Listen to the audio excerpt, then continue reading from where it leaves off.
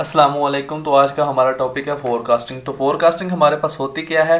इन time series analysis. Time series analysis के अंदर हमारे पास forecasting is a process of assessing. Forecasting एक ऐसा प्रोसेस है हमारे पास जो हमें अंदाज़ा लगा के देता है किस चीज़ के बारे में, the magnitude of a time series variable. हमारे पास टाइम सीरीज वेरिएबल के बारे की मैग्नीट्यूड के बारे में हमें अंदाज़ा लगा के देगा।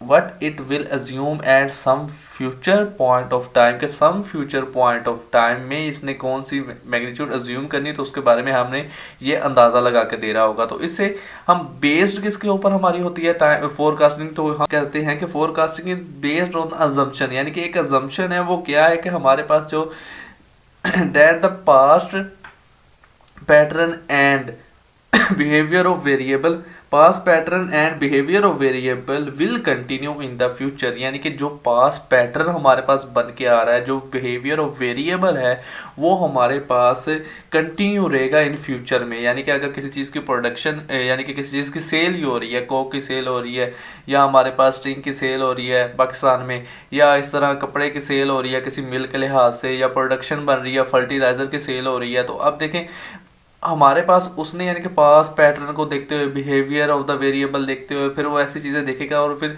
यानी कि वो अज्यूम, हमारे पास ये अजम्पशन ये होगी कि हमारे पास यही चीज़ यानी कि अगर बढ़ रही है तो हमारे पास फ्यूचर में भी इनकी वैल्यू क्या होगी, बढ़ेगी, प्रोडक्शन बढ़ेगी, हमारे पास इनकी सेल्स क्या होगी, बढ़ेगी। तो इनका यानी कि पैटर्न इस तरह का रहेगा। ये हमारे पास ये हम अजम्पशन लेते हैं इसमें, इस चीज़ के ऊपर हमारी फोरकास्टिंग बेस्ड कर रही होती है। तो आगे हमारे पास है कि the simple and elementary technique of short term forecasting involves components of trend and seasonal index. ठीक है, यानी कि हमारे पास यहाँ पर कौन से दो कंपोनेंट इसमें हो रहे हैं, एक ट्रेंड हो रहा है और एक हमारे पास क्या हो रहा है, seasonal index, short term forecasting के लिए। तो सिंपल एंड एलिमेंट्री टेक्निक यानी कि हमारे पास एक बहुत ही सिंपल, स्ट्रेट फॉरवर्ड या अनकम्प्लिकेटेड, यानी कि बिल्कुल कॉम्प्लिकेटेड नहीं है, अनकम्प्लिकेटेड है।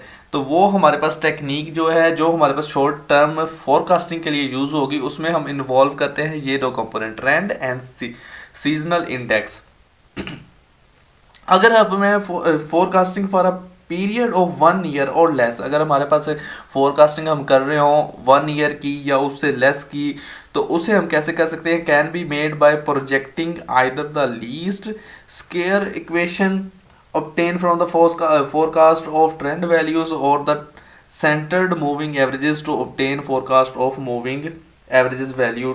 तो इसका मतलब क्या है कि आप देखें, हम अगर हमारे पास 1 ईयर की या हमने लेस की इसमें फोरकास्टिंग करनी हो, तो वो हम किसके ज़रिए कर सकते हैं, हम प्रोजेक्शन करके देखें। अब प्रोजेक्शन में हम या तो ट्रेंड वैल्यूज निकाल सकते हैं, ठीक है।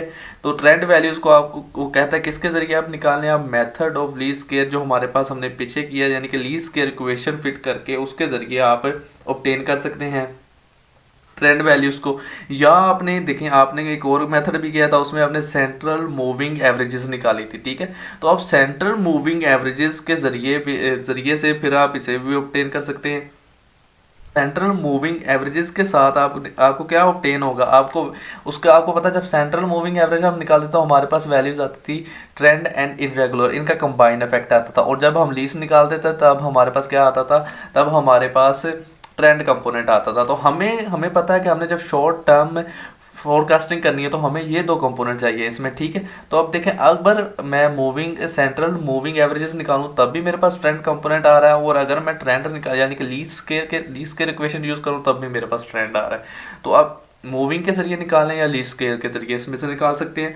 अब इनमें से जिसके जरिए भी आपने निकाला है, देन आपका नेक्स्ट स्टेप क्या होगा, इसमें मल्टीप्लाई करना होगा आपने ये जो हमारे पास प्रोजेक्टेड वैल्यूज आई हैं बाय द सीजनल इंडेक्स। यानी कि हमने, अगर मेरे पास टी एंड सी मैंने निकाला, यानी कि यहाँ पर मैंने क्या निकाली होगी, सेंट्रल मूविंग एवरेजेस, तो इसे मैंने मल्टीप्लाई किसके साथ करवाना था, सीजनल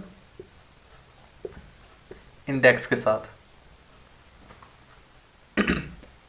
या आपने क्या निकाला, या आपने अगर ट्रेंड वैल्यू निकाली है लीस्ट स्क्वायर इक्वेशन के जरिए, तब आपने इसके साथ सेम इसके साथ मल्टीप्लाई करवाना है।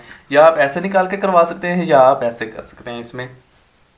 तो इस तरह आपने मल्टीप्लाई करने के बाद आपके पास जो आंसर आएगा, आपने उसे क्या करना है, 100 के ऊपर डिवाइड कर देना है।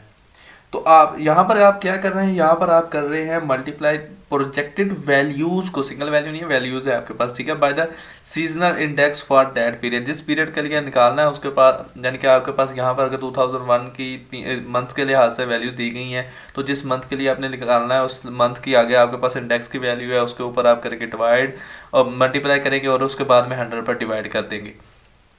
तो इस तरह आपके पास क्या निकल के आएगा, इस तरह आपके पास पीरियड्स फोरकास्ट निकल के आ जाएगा।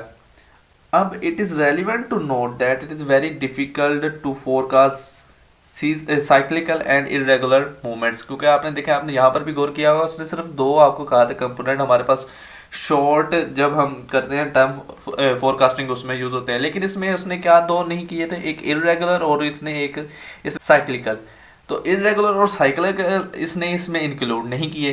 तो ये क्यों नहीं किए, क्योंकि ये हमारे पास प्रिडिक्ट करना एज कंपेयर टू ट्रेंड और सीजनल हमारे पास जो होते हैं कंपोनेंट, इनकी निस्बत ये मुश्किल होते हैं, डिफिकल्ट होते हैं, क्योंकि आपको पता है इरेगुलर क्या होती है, अनसिस्टमेटिक नेचर की वजह से अनसिस्टमेटिक चेंज आता है हमारे पास, जो होता है अनप्रडिक्टेबल चीज़ होती है जो हमारे पास, वो चीज़ होती है। तो अचानक ही हमारे पास कुछ हो गया, जैसे इसकी एग्जांपल्स भी है, फ्लड हो गया है, या उसके बाद में आपके पास वार हो गया है, या हमारे पास स्ट्राइक्स हो गई हैं, या फायर कहीं पर लग गई है, तो इस तरह की चीज़ें होती हैं। और ऐसे साइक्लिकल में भी हमारे पास वेरिएशन को जो हमारे पास है प्रेडिक्ट करना काफ़ी मुश्किल होता है। तो इस वजह से हमारे पास फोरकास्टिंग के लिए ये दो हमारे पास यूज़ हो रहे हैं। तो आज का हमारा टॉपिक इतना ही था, आज के लिए इतना ही, अल्लाह हाफिज़।